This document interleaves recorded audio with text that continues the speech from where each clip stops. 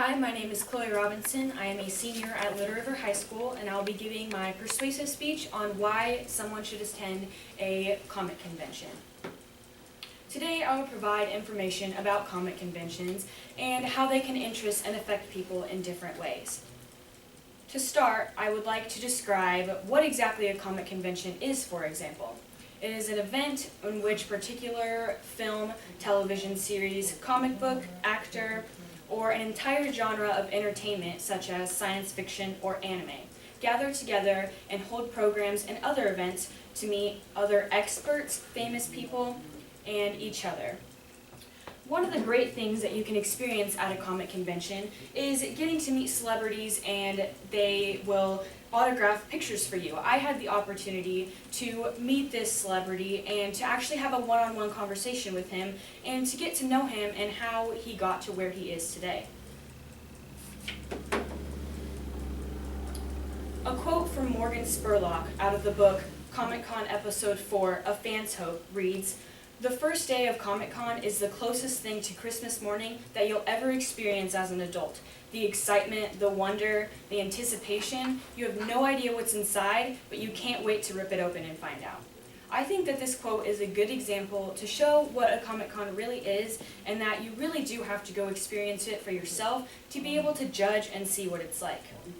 According to my audience analysis, I think that people in college or my age or any age want to go out and experience new things. I hope to persuade you to get out and enjoy what it has to offer and how interesting it is. Most people hear the words comic convention and are confused and don't know exactly what it is. Mostly they just think of comics and that's what their mind directly draws them to. But I'm here to show you that it's so much more and to explain how exciting it can really be. I discovered in Planet Comic Con Kansas City that they state in the beginning of the program guide that they are delighted to have you join us for the biggest, boldest, most exciting comics and pop culture event that Kansas City has ever seen. I think that that right there is saying a lot for one convention, and that they're excited to see new people and new faces. They are welcoming everyone of all ages to experience what they have to offer unlike any other. I really want to stress that you aren't just going to a flea market with comics, and that it's truly an amazing experience. There are artists, multiple celebrities, and so much more to be seen. Amazingly, there are more people that go to conventions than that go to some of the most popular basketball games. I think that that is both very strange but very interesting, because you would think that a popular pro basketball game would have way more people than a Comic-Con, and that is not the case. Over the course of a 4-day convention, there is at least 500 to 600 hours worth of programming with 600 different events. That also depends on how large the con is and how their advertising is progressed and how they get the word out about their convention. A 4-day convention can be a lot more overwhelming and might be more stressful for people, even the people going to attend. I think that if you would like to attend a con for your first time, that you should go with a con who's only been around for maybe 3 years, or they might have free admission because they're just a first-year con and they're just trying to see if they like the experience and if they can still do it. A common asked question is, how do I know if I will fit in? Well, there really isn't much to it. You don't have to dress up or really know anything about comics. You can just go and enjoy yourself. According to An Impossible Dream, Hutchinson's Smellville Comic-Con becomes a reality for John Robinson. Troy Robinson states that John pretty much came from nothing, just a few drawings and a sketchbook and a huge dream. John always dreamt of having his own con because him, along with his family, always went to other cons around the state. The article talks about always wanting to do something big with his life and never took no for an answer.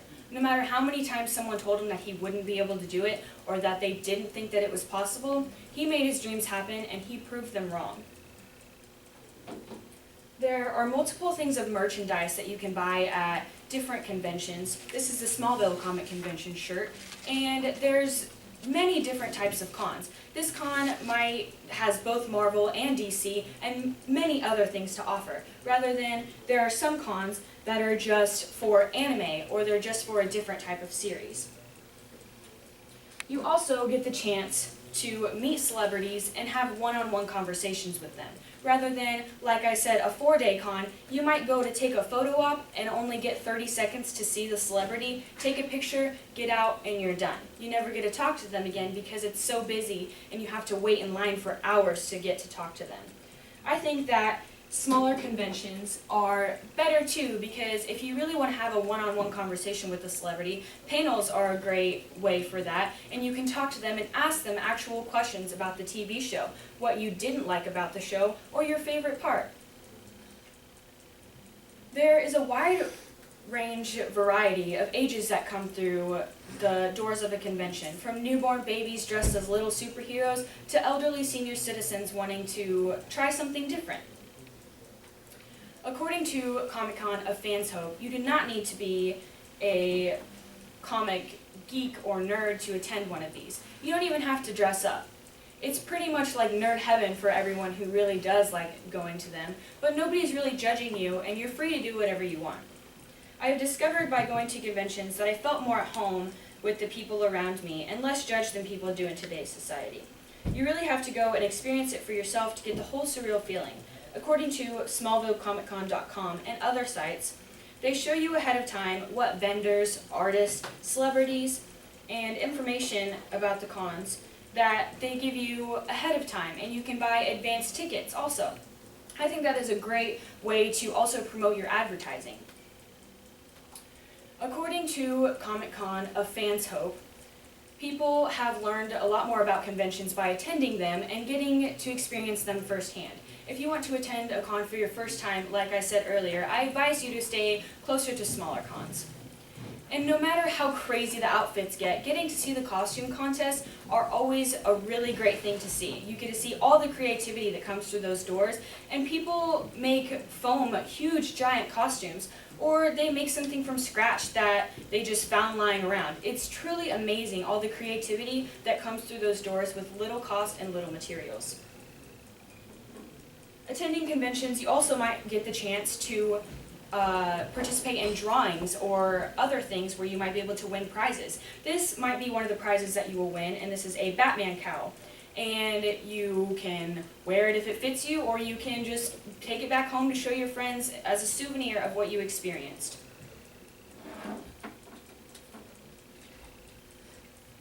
By being able to tell you what the different conventions have to offer, I hope that you consider attending a smaller con and just for your first time, and then maybe branching out to larger conventions.